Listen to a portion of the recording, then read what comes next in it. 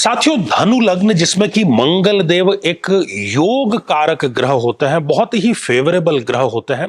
यदि लग्न में मंगल देव विराजमान हो जाएं तो इनकी दशा अंतर्दशा व्यक्ति को थोड़ा सा जिद्दी जरूर बना देगी, लेकिन उनके विवेक में बेतहाशा वृद्धि करती है। यदि पंचम भाव में मंगल देव विराजमान हो तो पहली ही संतान इच्छित संतान होती है। ऐसी संतान से भाग्योदय भी जरूर होता है और आकस्मिक धन लाभ व्यक्ति को होता ही रहता है। और यदि यही मंगल देव नवम भाव में विराजमान हो जाए तो फिर तो कहना ही क्या। पांचों उंगलियां घी और सिर कढ़ाई में जिसको कहते हैं, अर्थात भाग्य के घोड़े की लगाम आपके हाथ में ही होती है। मंगल की दशा जीवन की सर्वोत्तम दशाओं में से एक साबित होती है।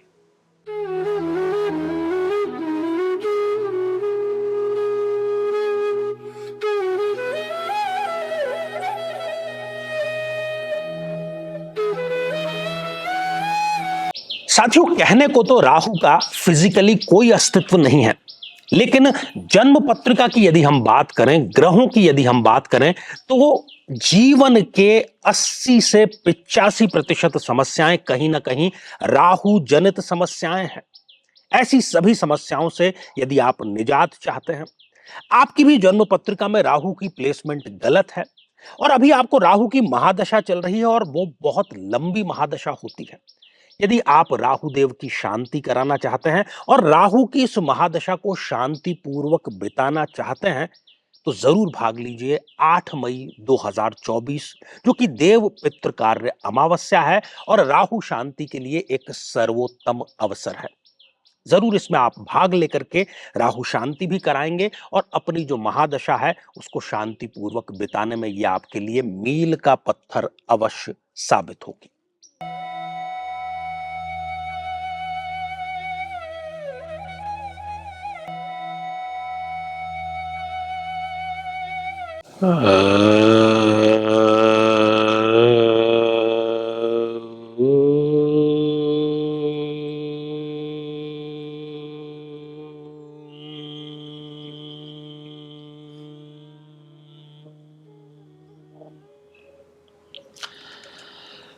तो मेरे बहुत ही प्रिय और बेहद सम्मानित साथियों, हृदय की असीम गहराइयों से अभिनंदन, बहुत बहुत हार्दिक स्वागत।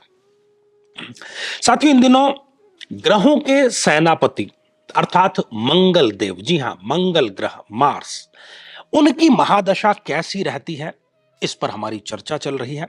और आज इसी श्रृंखला में, इसी क्रम में जो बारी है वो धनु लग्न की बारी है।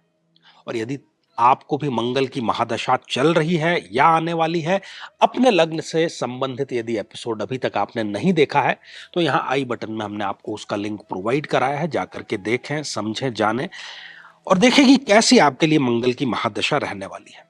साथियों, मोटे तौर पर हर एक जातक, हर एक व्यक्ति के लिए जितने भी ग्रह हैं उनको दो भागों में बांटा जा सकता है। या तो कोई ग्रह उसके लिए योग कारक है अर्थात शुभत्व वाला है, या फिर उसके लिए वो मारक ग्रह है।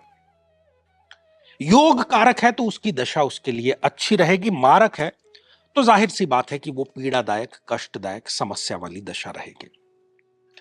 जहां तक प्रश्न धनु लग्न का है तो धनु लग्न के लिए मंगल देव एक परम योग कारक ग्रह है।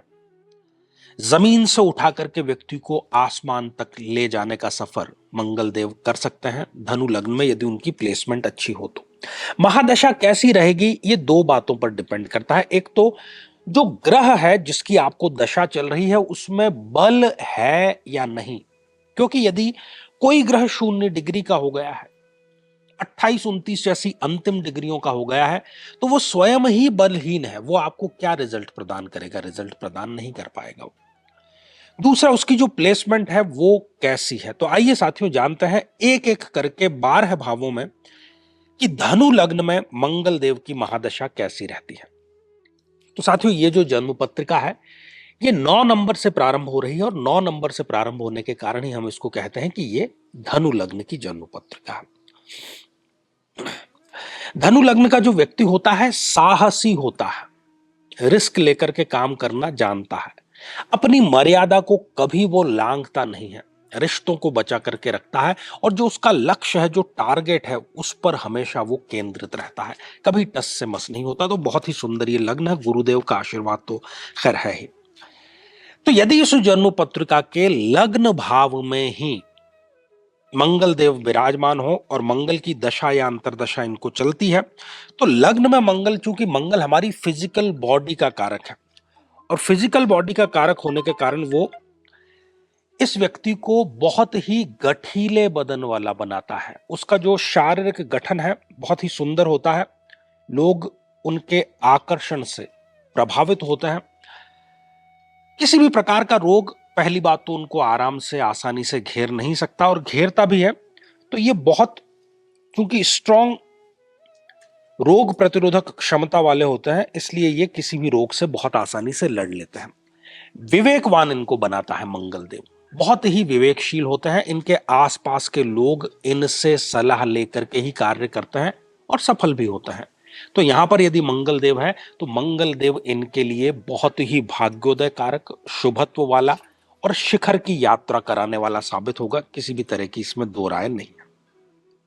साथियों, यदि द्वितीय भाव में, जो कि धन भाव है, यदि यहां पर विराजमान हो जाते हैं मंगल देव, तो मंगल देव यहां पर मकर राशि में आ गए। मकर राशि में आने के कारण वो उच्च के हो गए।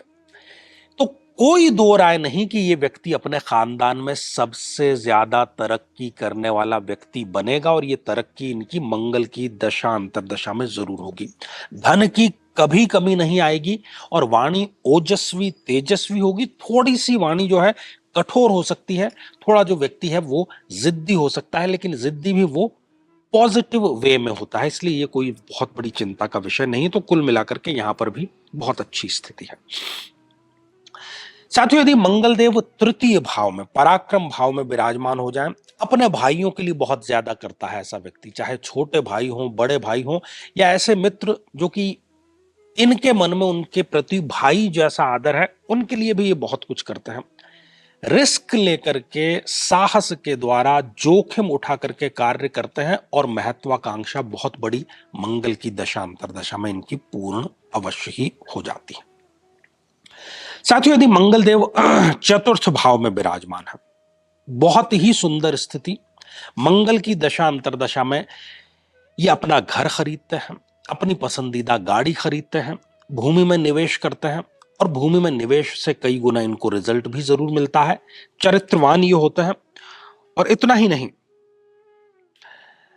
अपनी माता से बहुत ज्यादा अटैचमेंट इनको होता है। जो अंग्रेजी में हम कहते हैं ना कि ये ममाज बॉय है, तो वो यहां पर एग्जैक्टली इनके ऊपर ये बात लागू हम कर सकते हैं। कुल मिलाकर के ये अति सुंदर स्थिति है और मंगल की महादशा इनकी जबरदस्त तरक्की करने वाली होती है।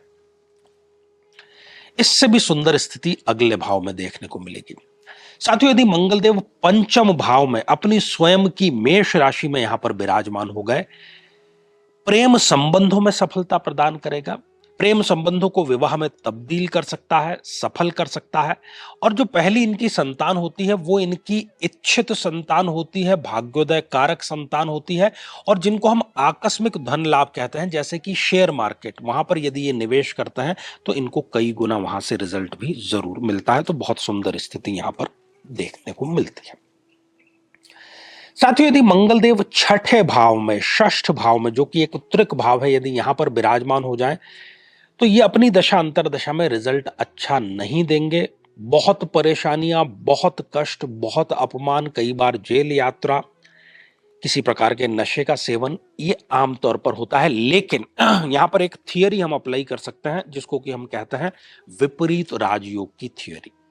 उसकी दो शर्तें एक साथ पूरी होना जरूरी है। मंगल देव यहां पर विराजमान हो गए क्योंकि मंगल देव त्रिक हाउस, 12th हाउस के इस जन्म पत्रिका में लॉर्ड है और छठे भाव में विराजमान है। यदि गुरुदेव बहुत अच्छी स्थिति में है, स्वग्रही है, केंद्र में है, त्रिकोण में है, तो फिर विपरीत राजयोग की स्थिति बन जाएगी। और यहां छठे भाव में भी मंगल की दशा अंतरदशा इनके जीवन की सर्वोत्तम दशाओं में से एक रहेगी। साथियों, यदि मंगल देव सप्तम भाव में विराजमान हो जाते हैं, जो कि दाम्पत्य जीवन का, पति पत्नी के रिलेशनशिप का, शादी का भाव होता है, बहुत ही सुंदर स्थिति है ये, और शादी से इनका भाग्योदय जरूर होता है। मंगलीय यहां पर हो जाते हैं, कुंडली मिलान करके पूर्ण रूप से यदि ये शादी करते हैं तो कोई दो राय नहीं कि दाम्पत्य जीवन का पूरा रस इनको प्राप्त अवश्य होगा। साथियों, यदि अष्टम भाव में यहां पर मंगल देव विराजमान हो जाते हैं, किसी भी परिस्थिति में अच्छा रिजल्ट नहीं देंगे और विपरीत राजयोग भी यहां पर नहीं बनेगा, क्योंकि मंगल देव यहां पर स्वयं नीच राशि के होकर के विराजमान हो गए। तो मंगल की जो महादशा है वो अपमानजनक, जेल यात्रा, दुर्घटना, झूठे आरोप, ससुराल से रिश्ते और खत्म करने वाली, ऐसे सभी कष्ट जिसको हम कहें कि ये तो मृत्यु तुल्य कष्ट हैं, इससे अच्छा तो हमें मृत्यु ही प्रदान कर देते, तो कुल मिलाकर के ये दशा इनकी ठीक नहीं रहेगी। साथियों, यदि मंगल देव भाग्य स्थान पर विराजमान हो जाए, अति सुंदर स्थिति है, जितनी तारीफ की जाए उतनी कम है। चौतरफा तरक्की ये व्यक्ति करता है, शून्य भी होता है तो मंगल की दशा में ये 100 तक जरूर पहुंच जाता है। भाग्य इनका जबरदस्त साथ देता है यहां बैठ करके। साथियों, यदि मंगल देव दशम भाव में विराजमान हो जाए, पिता से रिलेशन बहुत अच्छे रहेंगे। इनके स्वयं का किसी प्रकार की प्रसिद्धि का, सेलिब्रिटी का योग यहां पर निर्मित होता है। सरकारी नौकरी, यदि ये आईएएस पीसीएस की तैयारी करते हैं, विद्यार्थी हैं, तो सिलेक्शन मंगल की दशा अंतरदशा में जरूर इनका हो जाता है। और सरकारी कार्य कभी भी इनका रुकता नहीं। सरकार से जितना जुड़ करके ये कार्य करेंगे, लाइजनिंग के कार्य करेंगे, उसमें ये अच्छा खासा पैसा और प्रसिद्धि प्राप्त करते हैं। तो कुल मिलाकर के ये बहुत अच्छी स्थिति इनके लिए साबित होने वाली है। साथियों, यदि मंगल देव एकादश भाव में विराजमान हो जाए, बहुत अच्छी स्थिति है। किसी न किसी फील्ड के ये विशेषज्ञ होते हैं, प्रोफेशनल होते हैं और उसके माध्यम से ये अच्छा खासा पैसा भी कमाते हैं। आय मंगल की दशा में कई गुना इनकी बढ़ जाती है। जो इनका सर्कल है दोस्तों का, मित्रों का, उसको ये भुनाना अच्छी तरीके से जानते हैं। और कोई बहुत बड़ी इच्छा, क्योंकि ये इच्छा पूर्ति का भाव भी है, वो भी मंगल की दशा अंतरदशा में इनका पूर्ण जरूर हो जाता है। साथियों, यदि मंगल देव 12th हाउस में, व्यय हाउस में यहां पर विराजमान हो जाते हैं, तो फिर यहां पर विपरीत राजयोग की स्थिति बनती है।